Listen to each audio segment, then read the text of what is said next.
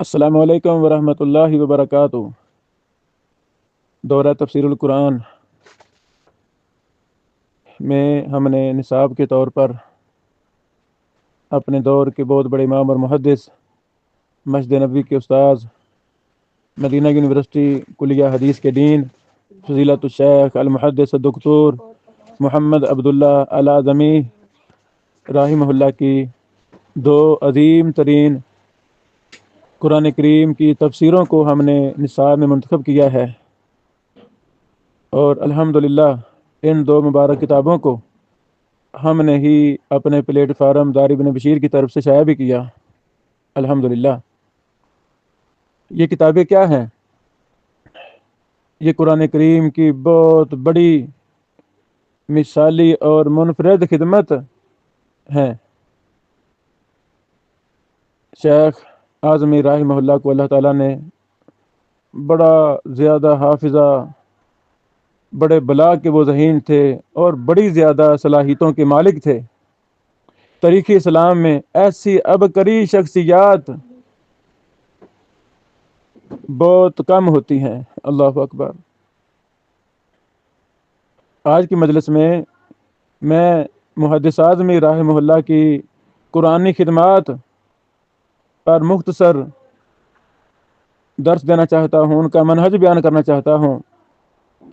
مثال کے طور پہ قرآن انسائکلوپیڈیا اور دوسری کتاب تفسیر الجامع الکامل سے ماخوذ 3 جلدوں میں، ایک تیسری بھی کتاب شیخ رحمہ اللہ نے لکھی تھی قرآن کریم کے حوالہ سے، اس کا نام ہے قرآن کی شیتل چھایا، یہ ہندی میں ہے۔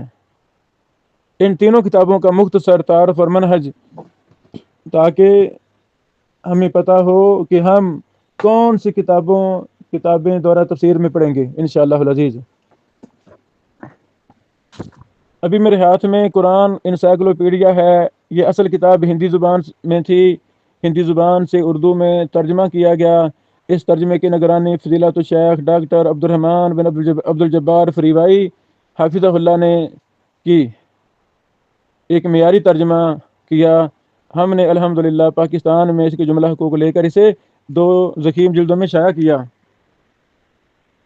محدث اعظمی رحمہ اللہ قرآن انسائکلوپیڈیا جلد نمبر 1 صفحہ نمبر 12 میں لکھتے ہیں،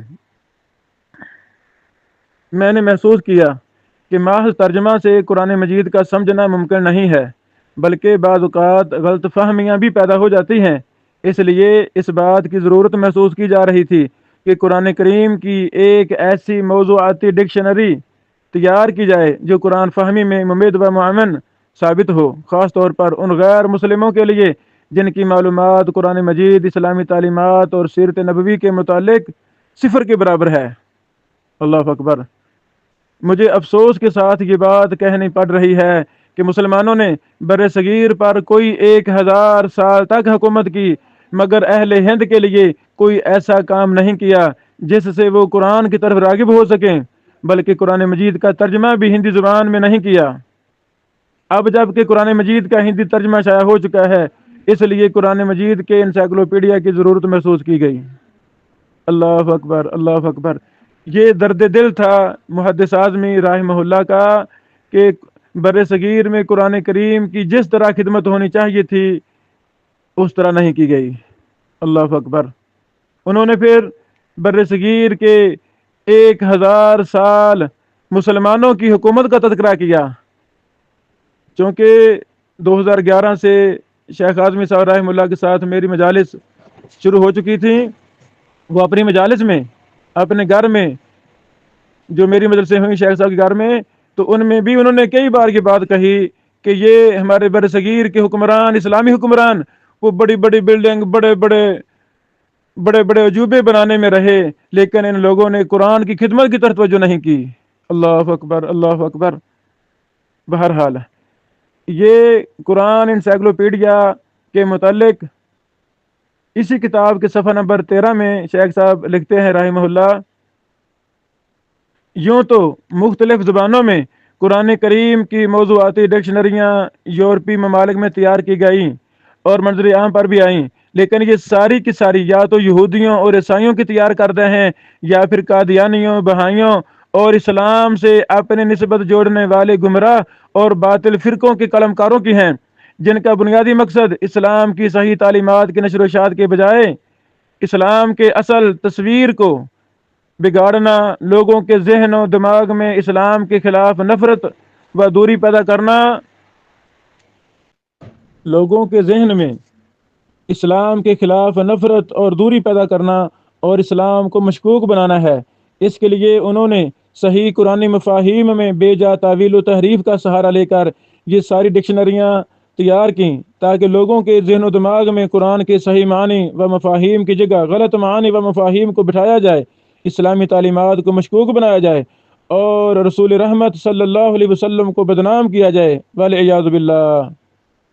میری یہ کتاب شاید اپنی نوعیت کی پہلی کتاب ہے جو کسی صحیح العقیدہ مسلمان کی قلم سے قرآنی آیات، صحیح احادیث، صحابہ و تابعین اور دیگر ائمہ دین و مجتہدین کی اقوال کی روشنی میں کسی بے جا تعویل یا تحریف کے بغیر دین کی اصل و صحیح تعلیمات کو پیش کرنے کی غرض سے تیار کی گئی ہے۔ قرآن مجید کی انسائکلوپیڈیا کی تکمیل پر میری آنکھوں میں شکر و امتنان کے آنسو ہیں اور لب پر اللہ ذوالجلال کے حمد و ثنا کے ترانے، کیونکہ اس کی خصوصی فضل و کرم کے بغیر یہ کام تکمیل کو نہیں پہنچ سکتا تھا۔ اللہ اکبر، اللہ اکبر۔ میں نے توفیق الہی سے اپنا فرض ادا کر دیا، اب مسلمانوں کا کام ہے کہ وہ اپنا قرض ادا کریں اور اس کو دوسری زبانوں میں منتقل کرنے کی کوشش کریں تاکہ قرآن کے سرچشمہ حیات سے ساری دنیا سیراب ہو سکے۔ اللہ اکبر، اللہ اکبر۔ یہ تھا وہ ہم اور غم جو اللہ رب العالمین نے شیخ اعظمی رحمہ اللہ کو عنایت فرمایا۔ انہوں نے اسلام کے اندر صحیح منہج محدثین، صحیح منہج مفسرین پر عقیدہ، ایمانیات، فقہی احکام و مسائل، تفسیر اور شرح میں ایک ایسی بے مثال منفرد کتاب لکھی قرآن انسائکلوپیڈیا کے نام سے، جس کی مثال نہیں ملتی۔ اللہ اکبر۔ اس کتاب میں حروف تہجی کے اعتبار سے شیخ صاحب رحمہ اللہ نے قرآن کریم میں جو تقریباً 600 موضوعات ہیں ان پر بحث کی ہے۔ جب ہم فہرست کا مطالعہ کرتے ہیں تو ہر بات واضح ہمیں ملتی ہے۔ مثال کے طور پہ جلد نمبر 1 صفحہ نمبر 42 سے فہرست شروع ہو رہی ہے۔ میں بطور مثال الف میں جو شیخ رحمہ اللہ بحوث لائے ہیں ان کے عناوین پڑھنا چاہتا ہوں تاکہ بات واضح ہو سکے کہ قرآن انسائکلوپیڈیا ہے کیا۔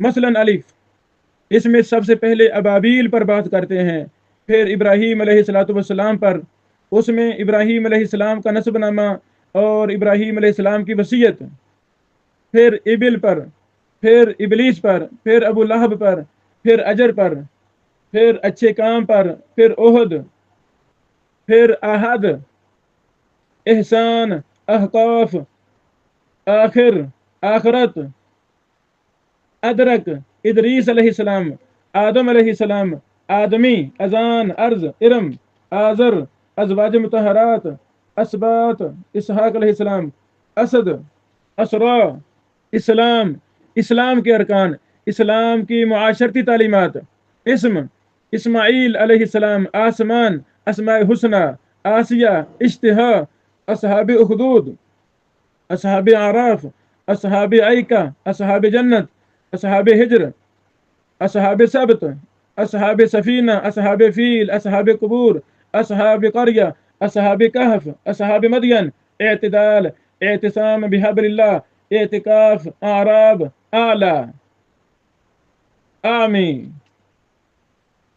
اف، افادہ، اکرم، آل عمران، اللہ تعالی، الف لام میم، الہ، الواح۔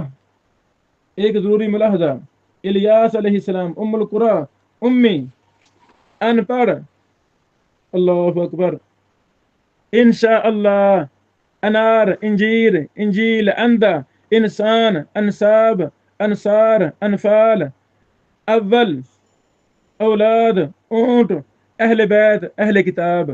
عقیدہ اہل کتاب کا ذبیحہ، اہل کتاب کی عورتوں سے نکاح، اعمال اہل کتاب کی امانت، اہل کتاب کے مومن، ایت، الہ، ایمان۔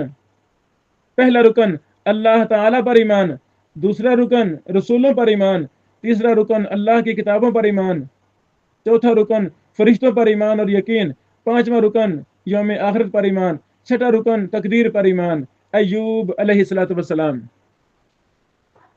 آپ اسی بات سے اندازہ لگا لیں کہ شیخ رحمہ اللہ نے قرآن انسائکلوپیڈیا میں حرف الف کے تحت اتنی زیادہ بحوث کی ہیں۔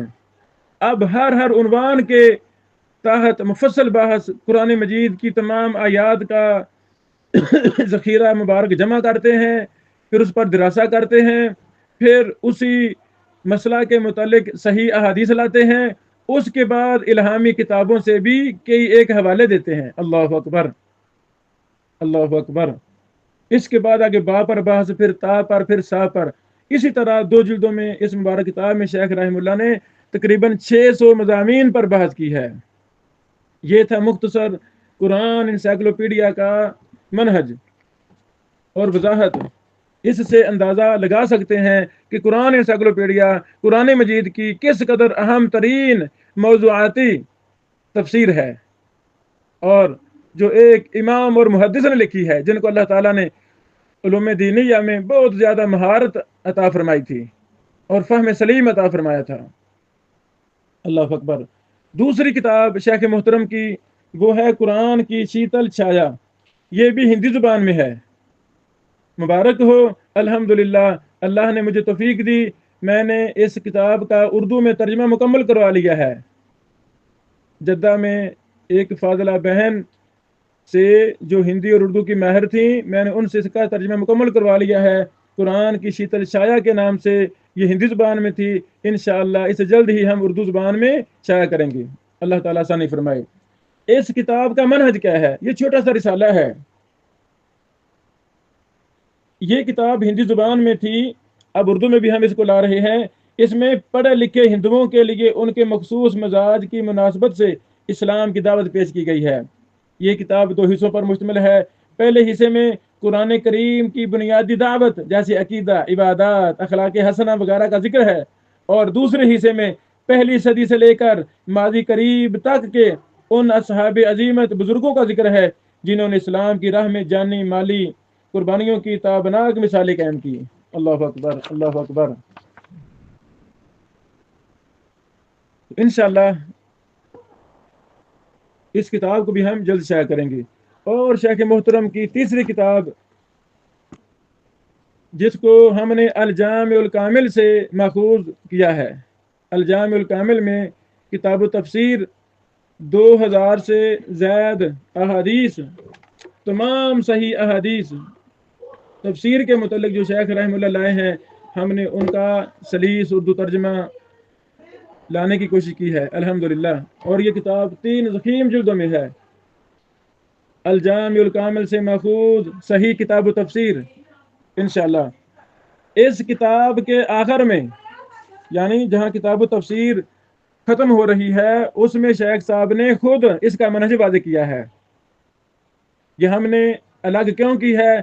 کیونکہ قرآن مجید کو سمجھنا ہر مسلمان پر فرض ہے، اور شیخ صاحب رحمہ اللہ کی خدمات قرآنیہ کو عام کرنا، جیسے اللہ نے ہمیں توفیق دی، ہم نے الجامع الکامل کو عام کیا دنیا بھر میں اور کر رہے ہیں مسلسل، اس طرح الجامع الکامل کو 19 جلدوں میں شائع کیا، پھر اسے 7 جلدوں میں شائع کیا، 100% اسی کو نئی کمپوزنگ، نئی سیٹنگ کے ساتھ، اور اطراف الحدیث بھی یہاں لے آئے ساتھ۔ اسی طرح پھر طلبہ علوم حدیث کے لیے ہم نے مختصر الجامع الکامل میں تکرار وغیرہ حذف کر کے 3 جلدوں میں شائع کی۔ اس طرح دیگر کے یہ کتابیں، صحیح سیرت مصطفیٰ، صحیح فضائل صحابہ، فتن اور علامات قیامت کی کتاب، زہد، تقوی اور توبہ کی کتاب، الادب العالی وغیرہ وغیرہ، ایک لمبی فہرست ہے جو ہم نے پاکستان میں ان کو اردو میں کام کر کے ان کو شائع کیا۔ اللہ تعالیٰ قبول فرمائے۔ ابھی مزید کام باقی ہے، انشاءاللہ اگلے دنوں میں بڑی بڑی خوشخبریاں آپ کو دیکھنے کو ملیں گی۔ اللہ تعالیٰ ہماری مدد فرمائے، اور جو نیک عزائم، نیک ارادے ہیں، اپنے غیب کے خزانوں سے ہماری مدد فرمائے کہ ہم ان کو عام کر سکیں، دنیا بھر میں عام کر سکیں انشاءاللہ۔ بہرحال صحیح کتاب و تفسیر کا محدث اعظمی رحمہ اللہ نے منہج جو لکھا ہے وہ میں پڑھنا چاہتا ہوں۔ اس تفسیر میں میرا منہج درج ذیل ہے: نمبر 1، قرآن کریم کی تفسیر قرآن کے ذریعے خاص اہم جگہوں پر۔ نمبر 2، قرآن کی تفسیر صحیح حدیثوں سے۔ نمبر 3، قرآن کی تفسیر آثار صحابہ سے۔ نمبر 4، قرآن کی تفسیر عربی زبان سے۔ لیکن کتب تفسیر میں بعض اہل علم کے وہ اقوال جن کا تعلق ان آیتوں سے ہے جو غیبات کو بتلاتی ہیں، طول و عرض، شدت و خفت، کثرت و قلت، اور دنیاوی تشبیہ اور عدم تشبیہ اور اس طرح کے دیگر امور کے بارے میں، تو میں نے ان سے اعراض کیا ہے، اس لیے کہ یہ سب گمان و تخمین سے متعلق ہیں اور ان پر قرآن و حدیث کی کوئی دلیل نہیں ہے۔ اسی طرح جن کا تعلق پچھلی قوموں کی تاریخ سے ہے تو ان میں سے جو قرآن و سنت سے اور معتبر وثیقوں سے ثابت ہے اسے میں نے ذکر کیا ہے، اور جن کی کتاب و سنت اور معتبر وثیقوں سے کوئی بنیاد نہیں ہے تو ان سے میں نے اعراض کیا ہے، اور احکام والی آیتوں میں زیادہ وسعت سے کام نہیں لیا کیونکہ ان احکام کو کتاب میں ان کی جگہ پر ذکر کر دیا ہے۔ اور کتب حدیث کے بعد میں نے جن تفاسیر کی کتابوں پر اعتماد کیا وہ درج ذیل ہیں: تفسیر عبد الرزاق، تفسیر ابن جریر طبری، تفسیر ابن ابی حاتم، تفسیر بغوی، تفسیر قرطبی، تفسیر ابن کثیر، تفسیر سعدی، تفسیر اضواء البیان۔ دیگر ان تفاسیر کی کتابوں کا ذکر جنہیں مفسرین اور شراح حدیث نے ذکر کیا ہے: تفسیر محمد بن صاحب کلبی یہ متہم ہے، اس نے اپنی مرض موت میں اپنے ساتھیوں سے کہا تھا میں نے جو بھی ابو صالح سے روایت کیا ہے تم لوگوں سے وہ سب جھوٹ ہے۔ نمبر 2، تفسیر سدی صغیر یہ کلبی کا راوی ہے، اس کا نام محمد بن مروان سدی ہے، متہم بالکذب ہے اپنے شیخ کلبی کی طرح۔ نمبر 3، تفسیر سدی کبیر ان کا نام اسماعیل بن عبد الرحمن سدی ہے، یہ صدوق ہیں، ان سے میں بعض تفاسیر نقل کی ہیں۔ حافظ ابن حجر نے کہا یہ کوفی صدوق ہیں لیکن تفسیر کو کئی طرق سے جمع کیا ہے، ان میں سے ایک طریق عن ابی صالح عن ابن عباس ہے، عن ابی مرہ بن شراحیل عن ابن مسعود ہے، عن ناس من الصحابہ وغیرہ ہے۔ ساری روایتوں کو خلط ملط کر دیا، پھر پتہ نہ چل سکا کہ ان میں کون سی روایت ثقہ کی ہے کون سی ضعیف کی ہے۔ سدی کی ملاقات صحابہ میں صرف حضرت انس بن مالک رضی اللہ تعالی عنہ کے علاوہ کسی سے ثابت نہیں ہے، اور کبھی کبھی یہ سدی صغیر سے ملتبس ہو جاتے ہیں۔ تفصیل دیکھیں مقدمہ العجاب فی بیان الاسباب، جلد 1 صفحہ 211۔ نمبر 4، تفسیر ربیع بن انس بن زیاد بکری یہ بعض روایتیں ابو العالیہ سے روایت کرتے ہیں جو کہ منقطع ہوتی ہیں اور بعض روایتوں میں نام ہی نہیں لیتے۔ نمبر 5، تفسیر زید بن اسلم ان سے ان کے بیٹے عبد الرحمن روایت کرتے ہیں جو کہ محدثین کے نزدیک ضعیف ہیں۔ نمبر 6، تفسیر مقاتل بن سلیمان محدثین نے جھوٹا کہا اور ان کی روایت چھوڑ دی اور انہیں بدعت تجسیم سے متہم کیا گیا۔ نمبر 7، تفسیر اسماعیل بن ابی زیاد شامی جو کہ موصل کے قاضی تھے، یہ متروک ہیں، محدثین نے انہیں جھوٹا کہا ہے۔ نمبر 8، تفسیر یحییٰ بن سلام مغربی اس میں بہت ساری منکر روایتیں ہیں۔ نمبر 9، تفسیر موسیٰ بن عبد الرحمن ثقفی انہیں جھوٹ سے متہم کیا جاتا ہے۔ ابن حبان نے کتاب المجروحین میں کہا انہوں نے ان ابن جریج ان عطا ان ابن عباس کی سند پر تفسیر میں پوری یہ کتاب گاڑ رکھی ہے جسے کلبی اور مقاتل بن سلیمان کے کلام سے اکٹھا کیا ہے اور سب کو ابن جریج ان عطا ان ابن عباس سے جوڑ دیا ہے، جبکہ ابن عباس نے اسے کبھی بیان نہیں کیا اور نہ ہی عطا نے ان سے یہ روایتیں سنی ہیں اور نہ ہی ابن جریج نے عطا سے سنی ہیں۔ نمبر 10، تفسیر سنید ان کا نام حسین بن داؤد ہے، ان کی تفسیر میں کوئی حرج نہیں۔ مذکورہ تفاسیر میں سے میں نے کچھ بھی نقل نہیں کیا ہے کیونکہ ان میں منکر اور جھوٹی روایت اور اسرائیلی قصے موجود ہیں سوائے تفسیر سدی کبیر اور تفسیر سنید کے اور وہ بھی چند جگہوں پر۔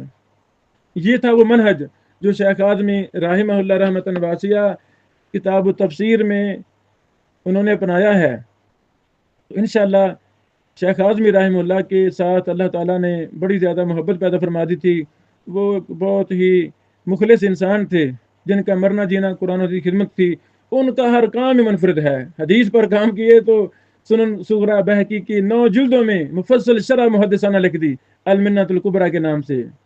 الحمدللہ حدیث پر کتاب لکھنی شروع کی تو دنیا کی سب سے منفرد کتاب تاریخ اسلام کی ایک تاریخی کتاب لکھ دی جس میں تمام صحیح احادیث کو جمع کر دیا. اللہ اکبر اللہ اکبر. الجامع الکامل فی الحدیث صحیح شامل، جو 19 جلدوں میں شیخ نے تیار کی، ہم نے اس کو شائع کیا. بہرحال انشاءاللہ مقصد اللہ کی رضا ہے، اور شیخ اعظمی صاحب رحمہ اللہ کی قرآنی خدمات کو عام کرنا ہے، گھر گھر پہنچانا ہے. اس میں ہمارا ساتھ دیں، ہمیں دعا میں یاد رکھیں.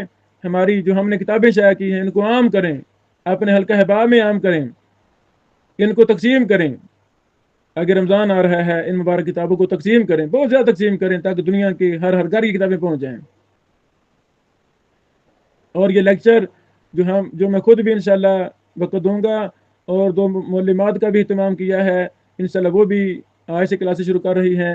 آپ ڈٹ کے فائدہ اٹھائیں، ان دروس کو شیئر کریں. انشاءاللہ روزانہ ہماری ٹیم کوشش کرے گی کہ یہ دروس، یہ لیکچر یوٹیوب پر بھی ہم عام کریں، اپلوڈ کریں، اور دیگر سوشل میڈیا پر بھی نشر کریں. آپ بھی ان مبارک قرآن خدمات کو، قرآن کریم کے اس منفرد دورے کو عام کریں، تاکہ یہ ہمارے لیے، آپ کے لیے، ہمارے استاد محترم محدث محمد عبداللہ العظمی رحمہ اللہ کی صدقہ جاریہ بنائے. اور اس میں میرے لیے، آپ احباب کے لیے ایک بہت بڑی عبرت اور نصیحت ہے. ہمیں اپنے آپ کو مخلص کرنا ہے. یہ شیخ اعظمی صاحب رحمہ اللہ ہندو تھے، 15-16 سال کی عمر میں اسلام لے آئے، اور کیسا اسلام لائے. باپ قتل کروانا چاہتا تھا، بیٹا اپنے مشن پر ڈٹ گیا کہ جو مرضی ہو جائے میں اسلام کو نہیں چھوڑوں گا. پھر پڑھا، ایسا پڑھا، ادھر عمر آباد اور اسلام پڑھتے رہے. پھر مدینہ یونیورسٹی میں داخلہ ہو گیا، وہاں ڈٹ کے پڑھا. پھر ام القرا مکہ مکرمہ پڑھا، ایم اے کیا. پھر ازہر مصر یونیورسٹی سے شیخ رحمہ اللہ نے پی ایچ ڈی کی، اور اللہ تعالیٰ نے انہیں مدینہ یونیورسٹی میں پڑھانے کی توفیق دی. اللہ نے وہاں کا ڈین بنا دیا اور مسجد نبی کا استاد بنا دیا. اس مخلص انسان کو موت بھی مدینہ منورہ کی مقدس گلیوں میں آئی، وہاں فوت ہوئے، اور بقیع الغرقد معروف جنت البقیع میں دفن ہوئے، مسجد نبی میں جنازہ ہوا. یہ عبرت ہے میرے لیے، ہم سب کے لیے، کہ ہم بھی اپنے اندر اسلام سے سچی پکی محبت پیدا کریں، منافقت کو چھوڑ دیں، پکے سچے مسلمان بن جائیں. اللہ رب العالمین عزت عطا فرمائے گا، شان عطا فرمائے گا، اور ایسے کام لے لے گا جو قیامت تک کے لیے صدقہ جاریہ بن جائیں گے. آئیں ہم اپنے آپ کو، اپنی صلاحیتوں کو، اپنے وسائل کو، اپنے وقت کو اللہ کے لیے وقف کر دیں. بارک اللہ فیکم. السلام علیکم ورحمۃ